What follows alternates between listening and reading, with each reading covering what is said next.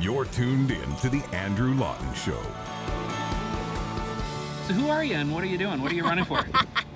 Who am I? Nadine Wellwood, People's Party of Canada candidate for Banff Airdrie. And what am I doing? I asked myself that many times. We needed a change. We have to have somebody who's going to defend our freedoms and our rights.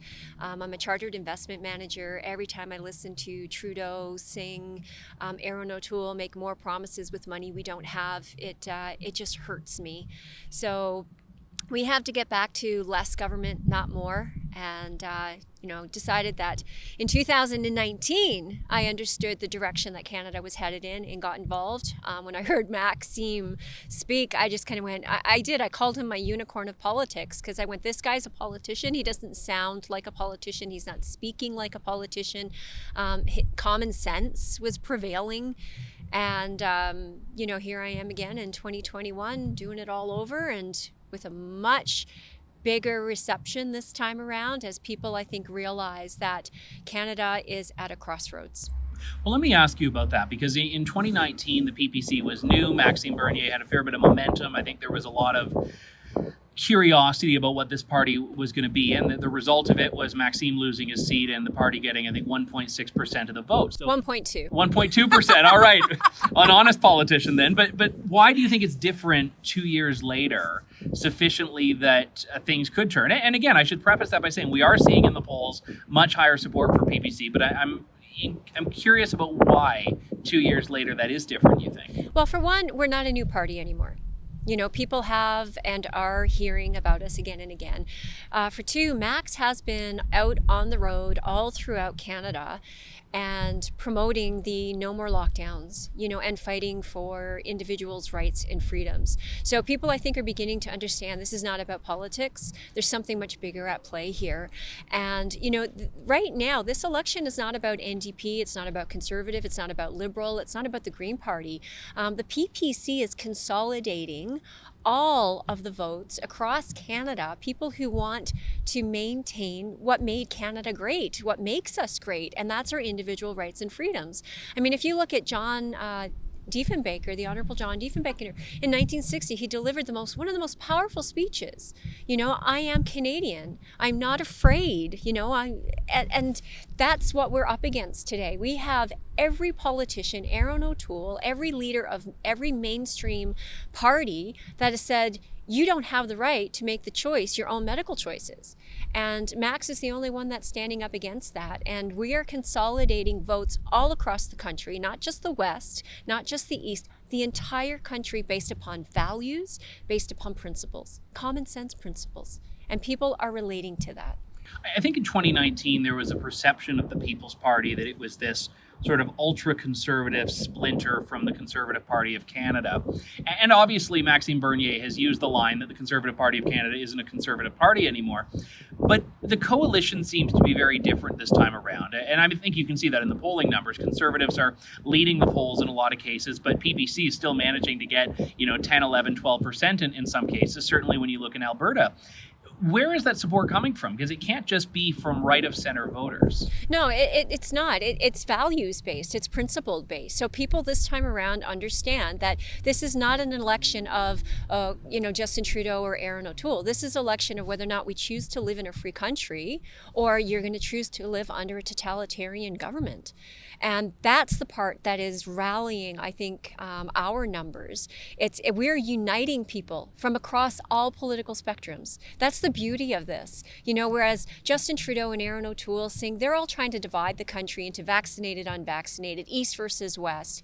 And the PPC has said, we're not going to do that. We stand for values, we stand for principles. The founding principles of Canadian values, freedom, fairness, respect, and responsibility. And that's what people are attracted to, and that's what people are coming in support of. One of the reasons I'm interested in Banff Airdrie as a riding is because of just how many choices voters have here. It's getting a little bit crazy. You've not just got the Conservative Party, the Liberal, the NDP, the PPC, you've got the Maverick Party, you've got, I think, 3 independents, including one who's fairly high profile within the Conservative movement, and that's Derek Sloan.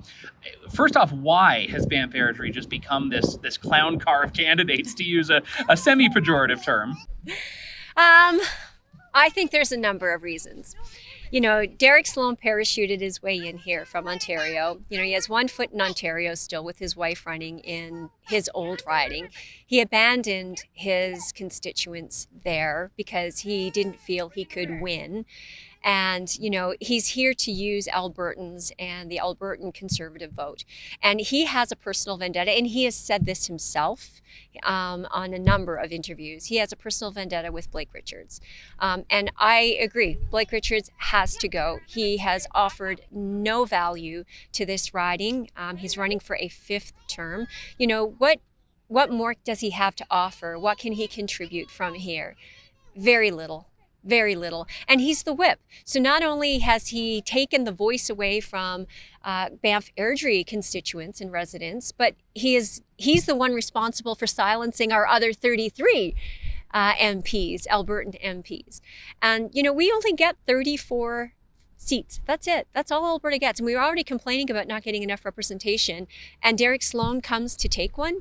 I was very clear in my response to Derek Sloan and his announcement.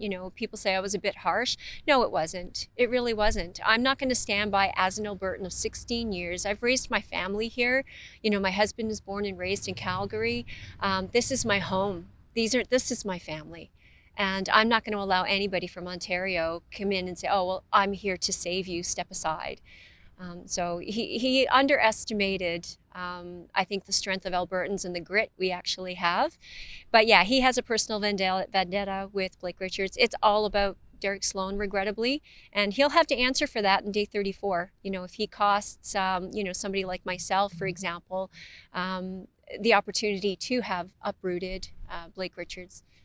Now, when you talk about an Ontarian coming in and taking something from Alberta, or trying to speak for Albertans, certainly something we've seen in Canadian politics time and time again, the Maverick Party makes the same claim about the PPC, that at the end of the day, your leader, Maxime Bernier, is a Quebecer, not someone who's going to be looking out for the Western interests. So what is your response to that? Jay Hill's from BC.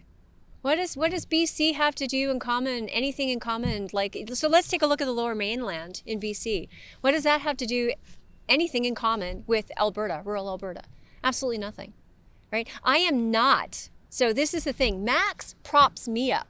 Max supports me. Max comes here and says, Nadine, you're on the stage. We stand side by side, right? And he supports that. He's supporting his candidates. He's not here promoting himself necessarily as the leader. Of course he is. He's the leader of the party, but he's not. He doesn't take all the limelight. Right? He's propping up the Alberta, and he says, I asked him, I said, Max, you going to silence me? In our video, Max is like, good luck with that. No, of course not. He gives his MPs the freedom to speak. I can sit here and have whatever conversation I want with you. Max doesn't need to vet it. He doesn't have to approve it. As long as I agree with freedom, fairness, respect, and responsibility, he understands that, MPs have the right to represent their constituents and their province first. And that's what I will do. So the Maverick Party, regrettably, they're dividing the country, East versus West. The issues as they relate specifically to this election are not East versus West issues. Some of the most strict lockdowns occurred in the East, Ontario and Quebec. And what the PPC again is doing is we are uniting all those voices across the country. And we are bringing everybody together. Why would we alienate friends that we have in Eastern Canada or the Atlantic Canada or the Maritimes or in BC? So that's the big difference. And for me, I'm not a Western MP. I have nothing in common with the Lower Mainland of BC. I'm here to represent my constituents. I'm here to represent my province. And then everything else comes thereafter. One of the challenges in being a new party, being a young party, is that the opportunities to get your message out aren't there. We look at this week, of course, Maxime Bernier being excluded from the leaders' debate. he's also running as an outsider at the same time, and in some cases it may be entirely possible that not being in the debate works out better for him. But I'm curious if you're finding people are actually aware of the PPC, or if you're having to, when you go knocking on doors, introduce this party and this idea to them. Yeah, there's not as much. We're seeing more and more support. I have people coming to find me, which that didn't happen the last time around. So I'd say there's still probably about 30-40% of people who have not heard of the PPC, which is probably our biggest challenge. Because once we have an opportunity to speak to people and they see our platform, CBC, for example, and their little clip that they did, they're sitting there and they're talking to people, and the one gentleman, he's a veteran, looking at our platform, and he's like, yes, yes, yes. It's kind of hard to disagree with freedom, fairness, respect, and responsibility. It's hard to disagree with giving people the right to make their own medical choices. It's hard to disagree with fiscal responsibility. We can kill this country one of two ways. The first is to destroy its freedoms, and that's the destruction of democracy very quickly. The other one is the destruction of fiscal responsibility. And if you look at even Aaron O'Toole, who's going to print another $100 billion and spend $100 billion in the next 10 years, and then he claims he can balance the budget after that without making any cutting any expenses. I sit here as a chartered investment manager, and it just baffles me. It's like, explain that to me, because there's revenues and there's expenses. So if you're not going to cut expenses, then what you're saying is you're going to increase taxes, or you're going to continue to print money. Well, printing money is the cause of inflation. So you have 31% increase right now in food expenses. You have fuel gone up because of carbon taxes. You've got housing. Housing is you could cut 20 to 40% of housing costs tomorrow by getting the government out of the way. None of them are proposing smaller, less government. Government is the biggest expense to Canadians. So let's cut it. Let's cut it. And that's how we get back to affordable living. You mentioned earlier the possibility that, Derek Sloan, as one example, could split enough votes from you that it cost you the chance to take down Blake Richards. With so many candidates here, vote splitting is a very real concern beyond what it could be in other ridings. And I'm curious what the nightmare scenario for you is here. Is it that the anti-Blake Richards vote is split and Blake Richards loses? Or is it that the Conservative vote is split and something really crazy happens in Banff Airdrie, which is the election of an NDP or a Liberal? Yeah, I don't see the election of an NDP or a Liberal here. They did get 10% and 11% respectively in the last election, and I don't think the candidates here are strong, to be honest. So, I think people in Alberta are pretty angry and upset with, the socialist ideology, especially with the Liberal and the Conservative. I think people have a hard time realizing that Aaron O'Toole shares that same ideology, and I think that's just more, deliberate willingness to overlook, because they want to think that the Conservative Party is still conservative. But in reality, seeing a Liberal or a Conservative or an NDP get into this riding, Blake had 71% of the vote. So the bigger concern is, it would have been nicer to have the People's Party of Canada. We now are polling at 19% in Alberta. Like I said to you earlier, for example, with Derek Sloan, if I were to collect, let's say, 28% of the vote, and Derek Sloan collects 8, that's 36%. That's, half plus 1, and Blake Richards would have been out. He's the one that will have to answer to Albertans for having cost them their opportunity to have a strong voice in Ottawa.